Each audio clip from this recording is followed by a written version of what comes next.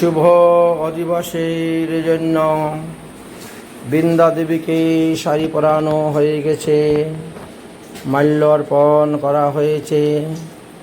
প্রত্যেকটি আসনের মধ্যেই পুষ্প দেওয়া হয়ে গেছে এবং পুষ্প দিয়ে তারপরে ফুলের মালা দিয়ে 8টা আসনে 8টি বস্ত্র সব কিছু পৃথক পৃথক দেওয়া হয়ে গেছে।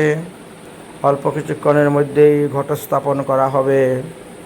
এই শুভ অধিবাসের গুরু পূর্ণিমা উপলক্ষে আমরা শুভ অধিবাস দিব, তাই ঠাকুরের মন্দিরকে একটু সাজানো হলো, শৃঙ্গার করানো হলো। বাস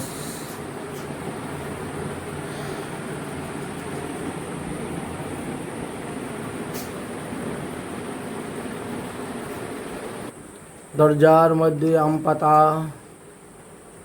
বনমালা আদি দিয়ে সাজানো করা হবে। রং বেরঙের কাগজ দিয়ে সাজানো হয়েছে।